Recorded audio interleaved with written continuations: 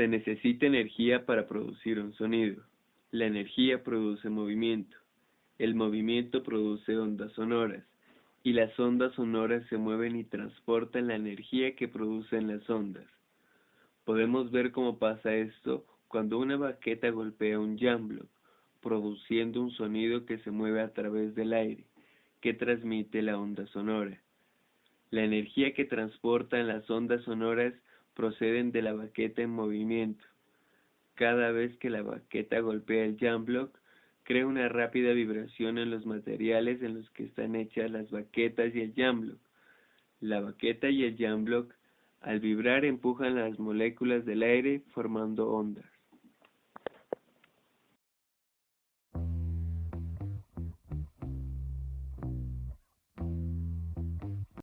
Las ondas se producen cuando unas moléculas empujan a otras moléculas circundantes y rebotan.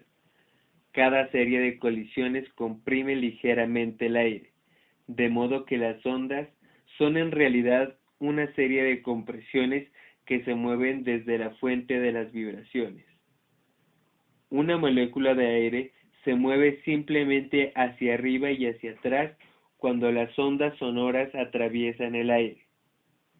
Si lográramos teñir con tinta la molécula y dejar que hiciese su movimiento hacia atrás y hacia adelante, mientras una hoja de papel que se moviese formando un ángulo recto con ella, obtendríamos una curva llamada onda sinusoidal.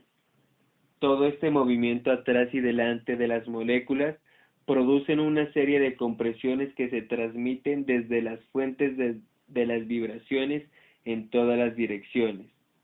La velocidad del viaje depende de lo deprisa que se pueda transmitir la energía de la vibración.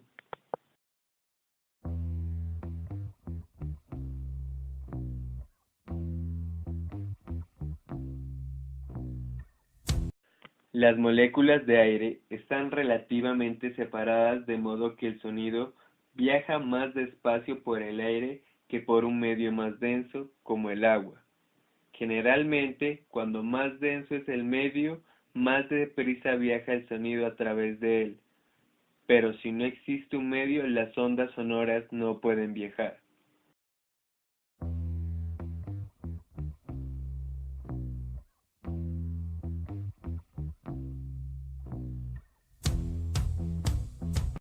Naturalmente, las ondas sonoras no son sonidos, son solo ondas de compresión en un medio. No somos conscientes de ellas como sonidos hasta que nuestros oídos las reciben. Las ondas de compresión pasan como vibraciones a través de las delicadas paredes internas de nuestros oídos. Las vibraciones se convierten luego en señales eléctricas transmitidas por el nervio auditivo hasta nuestro cerebro, y es solo en nuestro cerebro donde estas señales son interpretadas como sonidos. ¿Sí?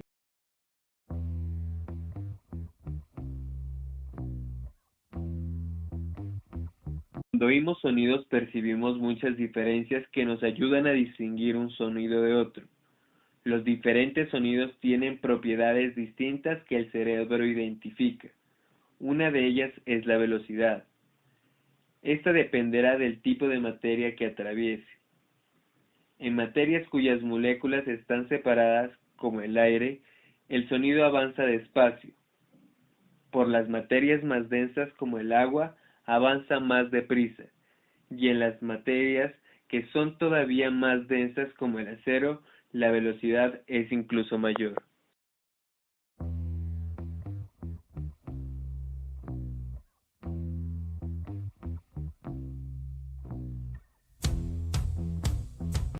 Además de la velocidad, el sonido tiene otras propiedades como la longitud de onda, que es la distancia existente entre la cresta de una onda a la de la siguiente.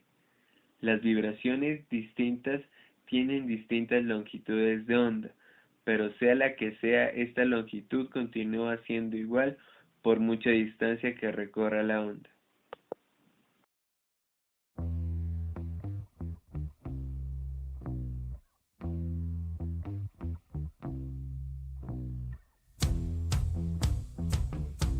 Otra propiedad de las ondas es la amplitud. Esta está relacionada directamente con la intensidad. La amplitud depende de la energía que produce un sonido. A menor energía, menor amplitud y más suave es un sonido. A mayor energía, mayor amplitud y más fuerte es el sonido. Otra característica es la frecuencia. Esta está ligada al tono. Una magnitud de frecuencia baja nos brinda notas graves y una magnitud de frecuencia alta nos brinda notas agudas.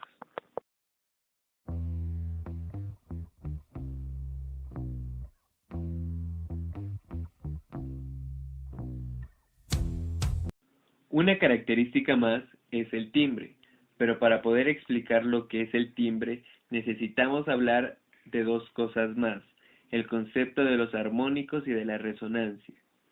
Los armónicos son múltiplos exactos de la frecuencia principal.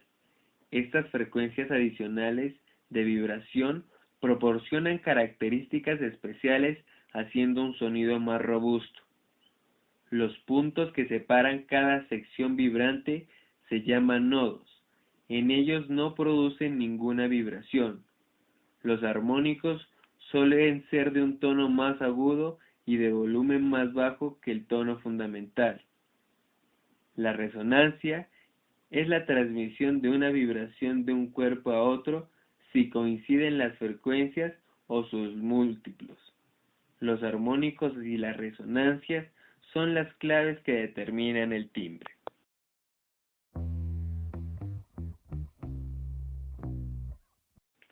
Es claro que la percepción de todas las características del sonido provocarán en el oyente una serie de sensaciones, las cuales variarán dependiendo de quien escucha, generando así un concepto llamado percepción sonora, que es el conjunto de procesos fisiológicos, psicológicos, conductuales y cognitivos que se producen en nuestro cuerpo y que nos permiten realizar una interpretación de lo que estamos escuchando.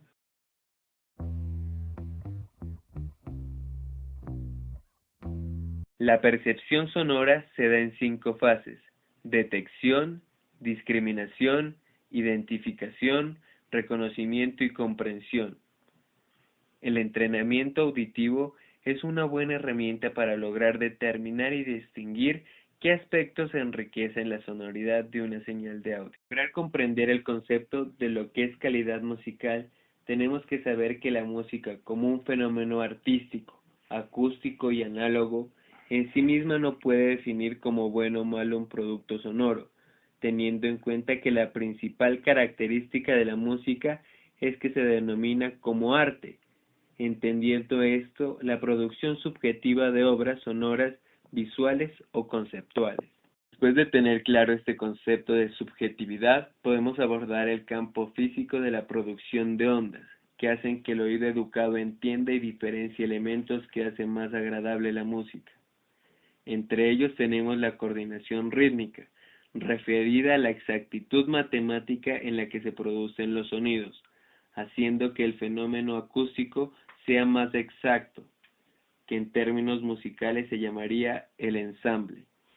Este elemento está presente en la música grupal, así como en la música para solista y en las texturas polifónicas y monofásicas. La afinación determina la relación de los sonidos.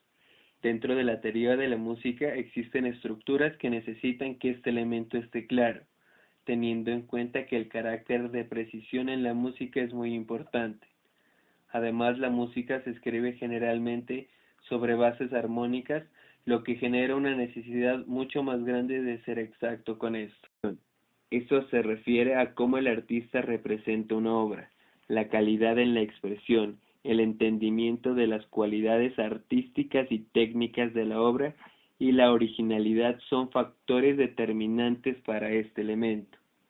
Existen factores artísticos físicos que agregan valor a la música, como el movimiento, la expresión corporal y, en términos más artísticos, la conexión con el público, el movimiento escénico, la seguridad en la interpretación. Estos factores proporcionan una apreciación también subjetiva de la calidad musical de una canción. Es por eso que nuestro estudio tuvo en cuenta la apreciación subjetiva y el análisis frecuencial, obteniendo con esto dos puntos de vista para así poder determinar el mejor método de modulación para señales de audio. Al momento de la concepción del tema de investigación del caso de estudio, se desarrolló una interfaz gráfica en MATLAB, la cual generaba un audio de la señal demodulada para ser comparada con la originalmente transmitida, para que así pueda ser evaluada por el usuario. Además de esto, la interfaz proporcionaba el espectro en frecuencia de la señal modulada y demodulada para así poder hacer el estudio frecuencial y determinar la potencia de las señales, pudiendo así determinar con esto la similitud entre la señal transmitida y la percibida. Esto se realizó por los distintos tipos de modulación propuestos.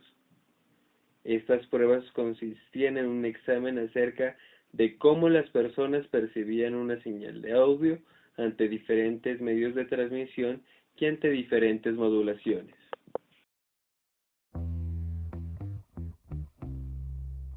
Para determinar el medio de modulación óptimo, se tuvieron en cuenta muchos más parámetros, como por ejemplo, que la modulación y el canal de comunicación presenten la menor distorsión en la salida, que haya menor consumo de ancho de banda, que la señal de salida y la señal de entrada sean lo más parecidas posibles. Para esto se utiliza un diagrama de correlación, que nos dice qué tan parecidas son estas dos señales. Además de modulaciones digitales como por ejemplo ASK, se tuvo en cuenta cuántas combinaciones diferentes de símbolos se puede enviar por el canal de comunicación, lo cual es un indicativo importante de que la señal va a ser recibida lo más clara posible o si por el contrario, esta va a llegar distorsionada.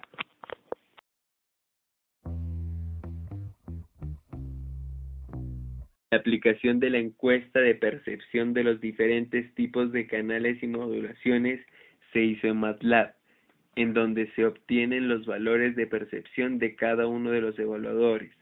Luego se almacenan los datos dentro de una variable digital con el objetivo de ser procesadas y sacar conclusiones estadísticas adecuadas consecuentemente.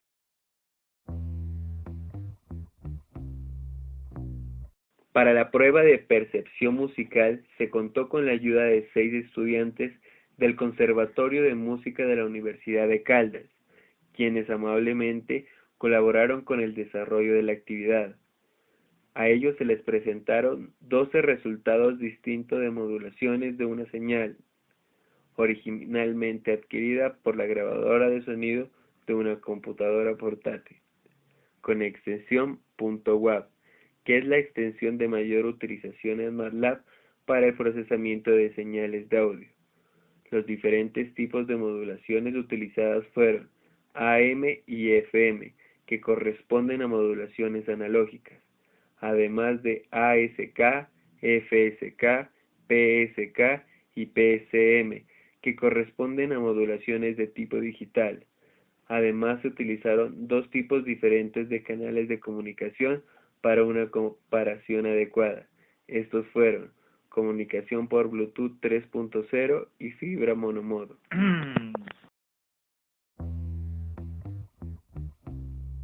Para sacar conclusiones específicas se tuvieron en cuenta los requisitos que se mencionaron anteriormente, pero en algunos casos los resultados de la percepción musical no correspondían de manera equivalente a los resultados deseados con los análisis computacionales, aunque se pudo observar una marcada preferencia por las modulaciones del tipo digital, que de manera computacional sí tuvieron un mejor comportamiento en las modulaciones.